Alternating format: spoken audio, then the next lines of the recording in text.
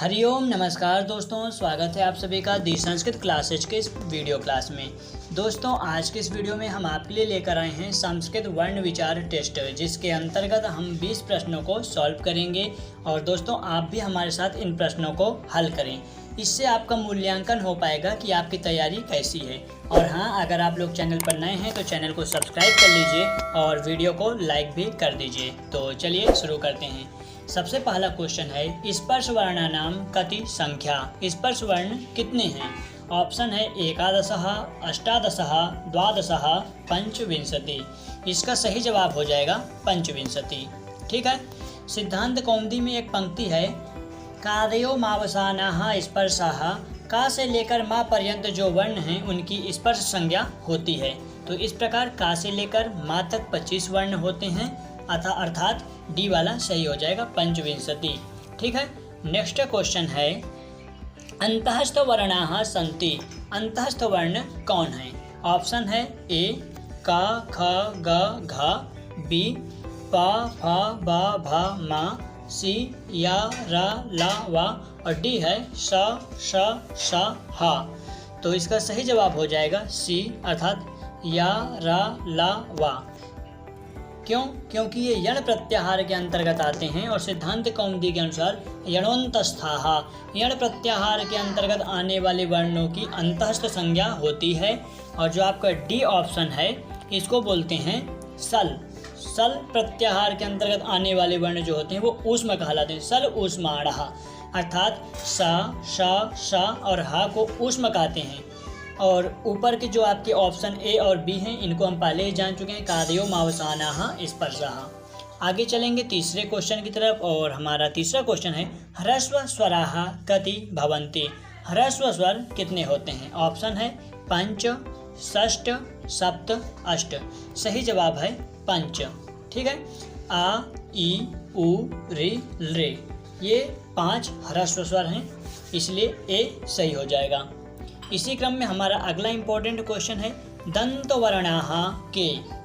दंत वर्णाः के दंत स्थान से उच्चरित होने वाले वर्ण कौन से हैं? ऑप्शन है ऋतुरसाः, ऋतुलसाः, ईचुयसाः अथवा आचुहः। सही जवाब हो जाएगा बी, ऋतुलसाः। सिद्धांत कौमुदी के अनुसार ऋतुलसानां दन्तः। ऋतु अर्थात ता, था, दा, धा, ना, ला और जो सरौता वाला स होता है, इन वर्णों का उच्चारण स्थान दंत होता है, तो बी वाला सही हो जाएगा। और जो आपका ए है, ऋतुरसानाम मूर्धा होता है तथा ईचुयसानाम तालु होता है। आगे चलेंगे और हमारा अगला इंपॉर्टेंट क्वेश्चन है, स्वर भेदाः कति। स्वर के कितने भेद होते हैं? तो मित्रों दिए गए ऑप्शन के अनुसार सही जवाब है त्रयः, क्योंकि स्वर 3 प्रकार के होते हैं, ह्रस्व, दीर्घ, प्लुत। ठीक है। लेकिन आपको बता दें कि व्याकरण पढ़ते वक्त बताया जाता है, आ, ई, उ, री, ली एषां वर्णानां प्रत्येकम 18 भेदाः। जो हमने आपको ह्रस्व स्वर बताया, आ, ई, उ, री और री, इनके कितने होते हैं? 18 भेद होते हैं। ठीक है। तो 18 भेद होते हैं, लेकिन यहाँ पर 18 ऑप्शन में नहीं दिया गया है, तो ऑप्शन में त्रयः है, इसलिए ह्रस्व, दीर्घ, प्लुत के अनुसार ए नंबर सही हो जाएगा। अगले प्रश्न की तरफ चलेंगे और अगला इंपॉर्टेंट क्वेश्चन है, विवृद्ध प्रयत्नः केषां भवति। विवृद्ध प्रयत्न किसका होता है? विवृद्ध प्रयत्न किसका होता है? ठीक है। ऑप्शन है स्पर्शानां, अंतस्थानां, स्वराणां अथवा ऊष्माणां। तो इसका सही जवाब हो जाएगा विवृदम स्वराणाम। विवृद्ध प्रयत्न जो होता है वो किसका होता है? स्वरों का होता है। ठीक है। विवृदम स्वराणाम ये पंक्ति है और इसका सी वाला जो ऑप्शन है वह सही हो जाएगा। स्वरों का जो प्रयत्न होता है वह होता है विवृद्ध। ठीक है। नेक्स्ट क्वेश्चन को देखते हैं और नेक्स्ट क्वेश्चन है, हा कीदृशः वर्णः। हा जो है वह कैसा वर्ण है? ऑप्शन देख लेते हैं। स्वरः, क्या हा स्वर है? प्लुतः, प्लुत है। ऊष्मः, ऊष्म है अथवा अंतःस्थ है। तो इसका जो हमारा सही जवाब है वह है ऊष्म। ठीक है। सी सही हो जाएगा। देखिए स्वर कौन है? अचः स्वरः, आ ई उ री रे ए ऐ ओ औ। ये क्या होते हैं? स्वर होते हैं जो अचक प्रत्याहार के अंतर्गत आते हैं। और आपको बता दें कि संस्कृत में 9 स्वर होते हैं। कितने होते हैं? 9 होते हैं। ठीक है, तो अचः स्वरः, और जो प्लुत होता है वही क्या स्वर का ही एक भेद होता है, ह्रस्व दीर्घ प्लुत स्वर का भेद होता है। और अच जो हा है वह अच के अंतर्गत नहीं आता, वह स्वर नहीं, इसलिए प्लुत भी नहीं होगा। हा सल प्रत्याहार के अंतर्गत आता है। ऊपर के प्रश्नों में हमने व्याख्या करते हुए जाना था। सल ऊष्माणः, शा और हा क्या होता है? ऊष्म होता है। और यणोन्तस्थाः, यण प्रत्याहार के अंतर्गत आने वाले वर्ण अंतस्थ होते हैं। तो यहाँ पर प्रस्तुत प्रश्न हा जो है वह ऊष्म है, ऊष्म संज्ञक वर्ण है, इसलिए सी वाला जवाब सही हो जाएगा। अगले प्रश्न की तरफ चलते हैं और अगला इंपॉर्टेंट क्वेश्चन है री वर्णस्य उच्चारण स्थानम किम। री वर्ण का उच्चारण स्थान क्या है? ऑप्शन है मूर्धा, तालु, कंठः, नासिका। तो इसके विषय में हम ऊपर के प्रश्नों में जान चुके हैं, फिर भी प्रश्न आया है तो जान लेते हैं। रीटु रसाणाम मूर्धा, रीटु रसाणाम मूर्धा, ये सही हो जाएगा। पंक्ति है देखिए, री टू टा ठा डा ढा ड़ा रा, और जो आपका षटकोण वाला सा होता है, इन वर्णों का उच्चारण स्थान मूर्धा होता है, इसलिए ए सही हो जाएगा। ऋतु रसाणाम मूर्धा। ठीक है, अगले प्रश्न की तरफ चलते हैं। अगला इंपॉर्टेंट क्वेश्चन है जो कई बार परीक्षा में पूछा गया है। प्रत्याहाराः कति भवन्ति, प्रत्याहाराः कति सन्ति।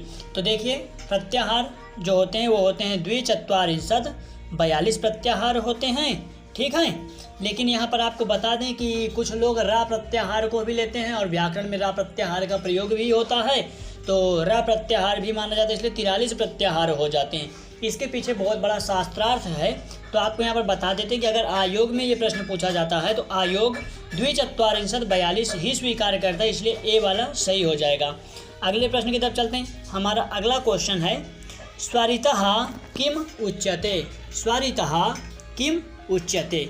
ऑप्शन है आ, गा, ता अथवा ना।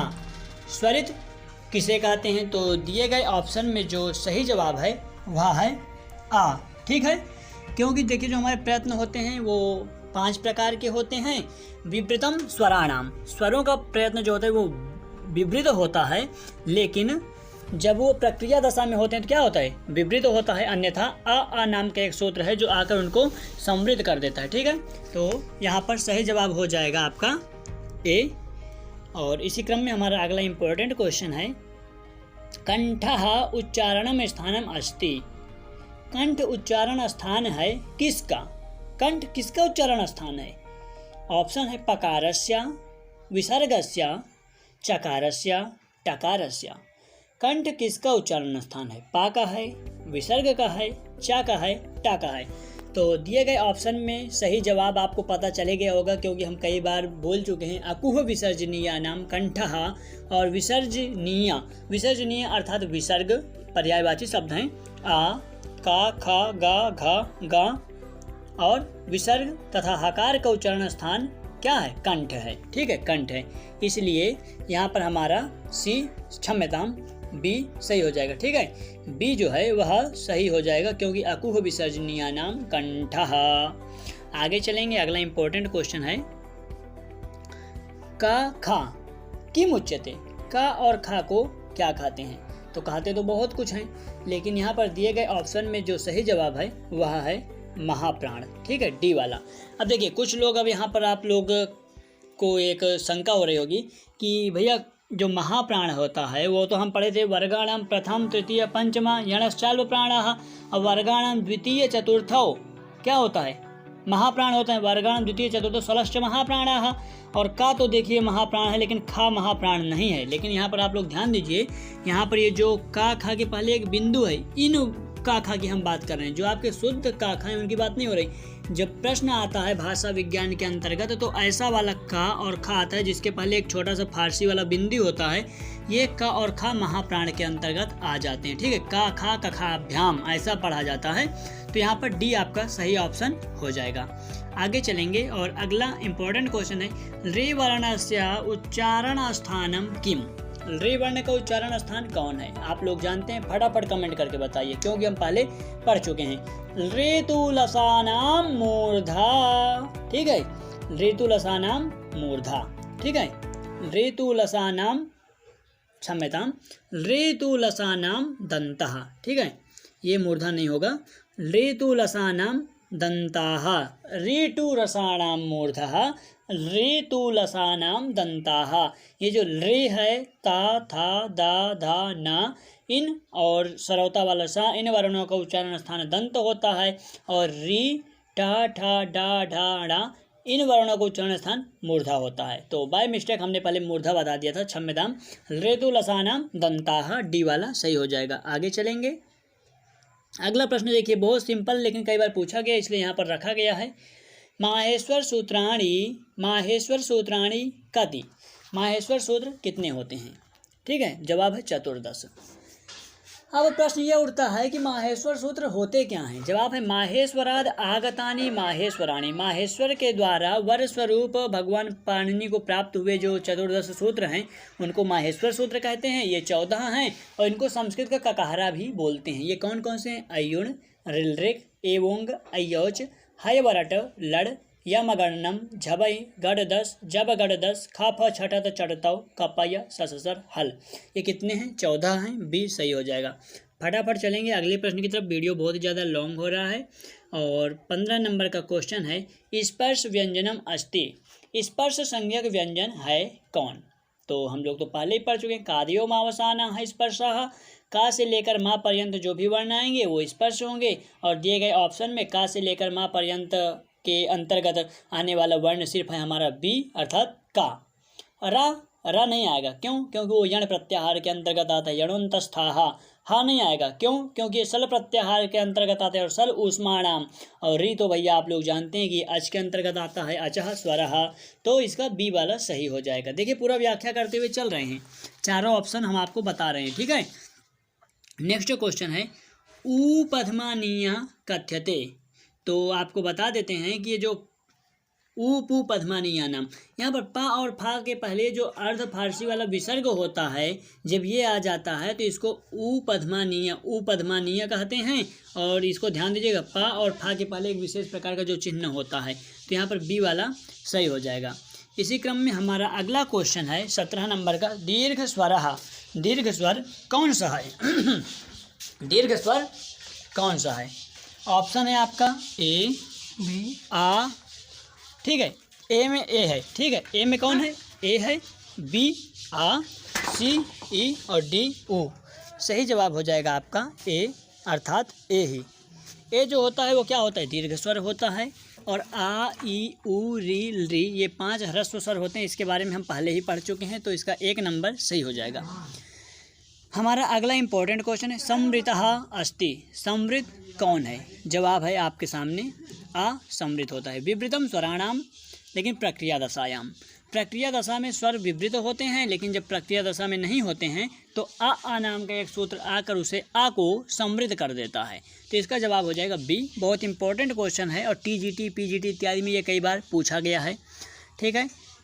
और सेकंड लास्ट क्वेश्चन है, मिश्रित स्वरः कहा, मिश्रित स्वर कौन सा है? ए, आ, उ, रे। भाषा विज्ञान का क्वेश्चन है, कई बार पूछा गया है, जवाब हो जाएगा डी। रे को हम लोग मिश्रित स्वर भी कहते हैं भाषा विज्ञान के अंतर्गत, ठीक है।